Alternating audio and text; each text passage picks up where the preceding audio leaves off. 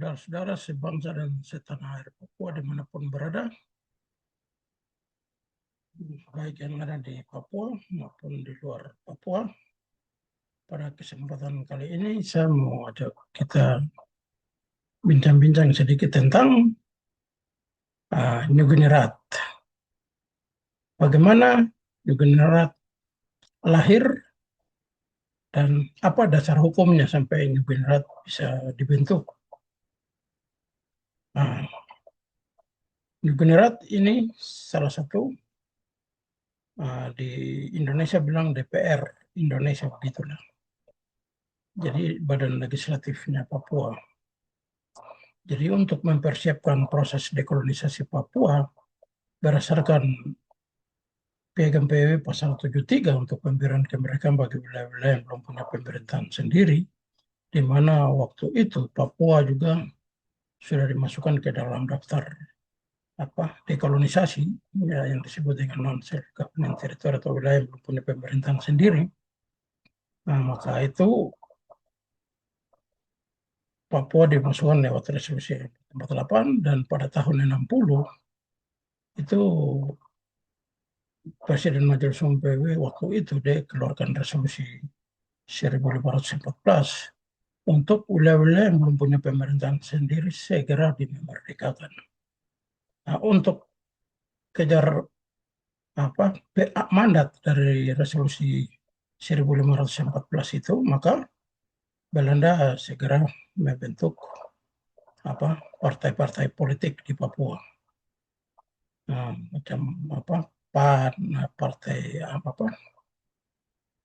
Partai Nasionalis Papua, ada beberapa partai itu.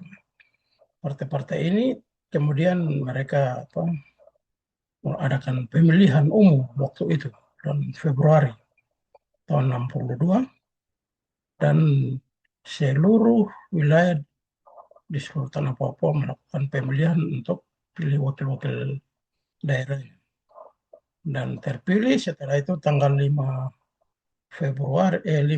April itu anggota yang terpilih itu dilantik pada April 1961. Dan saya lupa tadi mereka pemilu itu bulan Februari tahun 61. Dan nanti April baru pelantikan anggota parlemen New Guinea Rat. Nah, itu sudah sesuai dengan proses dekolonisasi yang ditetapkan oleh Piagam PBB pasal 73 itu. Dan resolusi 448 dan resolusi 1514 dan juga resolusi 1541 yang menegaskan hal yang sama untuk pemberian kemerdekaan bagi wilayah-wilayah yang belum punya pemerintahan sendiri. Dan dari itu New Guinea Rat itu lahir. Jadi secara sah Papua sudah punya badan legislatif negara.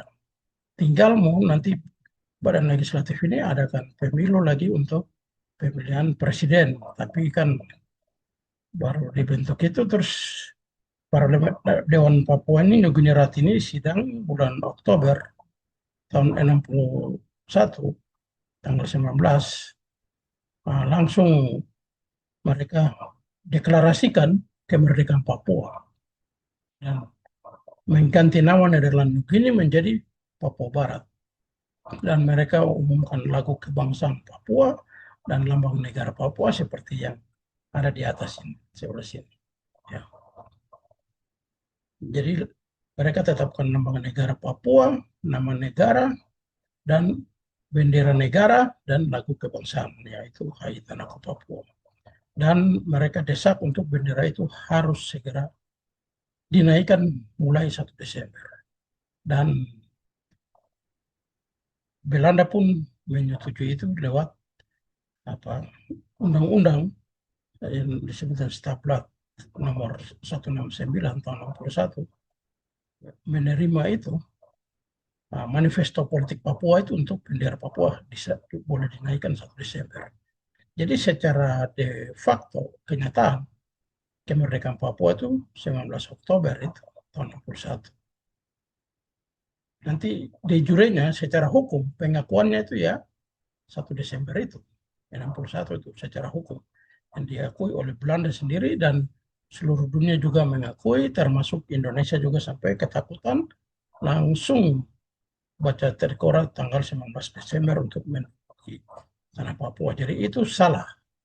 Apapun alasannya, Indonesia punya trikora itu melanggar hukum dan perjanjian Indonesia korbankan diri jadi negara komunis dan permainan Freeport juga incar kekainan Papua jadi pakai Amerika, oligarki Amerika di sini Rockefeller paksa John Kennedy untuk tegang Belanda terima proposal dari South Bank dan disebut dengan New York Agreement dan Roma Agreement.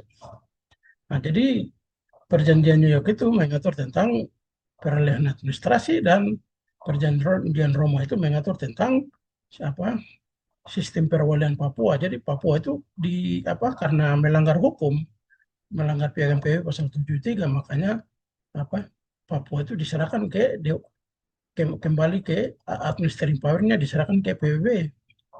Nah, jadi kalau sudah di bawah PBB, berarti dipindahkan dari daftar non-self government territory ke trust territory, artinya dari daftar wilayah yang belum punya pemerintahan sendiri dipindahkan ke daftar perwalian, berarti harus merdeka, sama dengan Palau. Nah, jadi Dewan Perwakilan ini seharusnya minta pertanggungjawaban dari Indonesia setiap tahun, tapi Dewan Perwakilan tidur dan bahkan dibekukan untuk sementara ini. Jadi kita orang Papua punya hak untuk tekan PBB, tanggung jawab dia punya piagam PBB pasal 73 dan resolusi 448. Jadi New Guinea ini resmi sah dan itu proses sesuai dengan proses dekolonisasi yang diatur dalam piagam PBB pasal 73. Jadi untuk teman-teman yang memperjuangkan New Guinea kembali itu bagus dan harus dipertahankan. Dan seharusnya semua faksi bubar dan bersatu kita buat New Guinea. Nah itu baru sah. Baru kita tuntut kita punya dekolonisasinya ya jelas. Jadi di situ yang kita akan menang. Jadi kita kembalikan apa yang dulu pernah ada di proses dekolonisasi Papua itu. Nah, maka itu jangan takut, tetap maju terus, pasti merdeka. Karena kebohongan apapun alasannya tetap itu salah dan melanggar hukum internasional yang diatur dalam Piagam PBB pasal 73 dan resolusi 448 itu. Jadi New Guinea itu sah dan sesuai dengan proses dekolonisasi Papua yang diatur dalam Piagam PBB pasal 73 dan resolusi 448 serta resolusi 1514. Jadi New Guinea dasar hukumnya jelas. Tidak kayak organisasi-organisasi deklarasi-deklarasi takaran-takaran di luar-luar itu. Jadi begitu. Tetap semangat. Pasti merdeka. Tetap merdeka.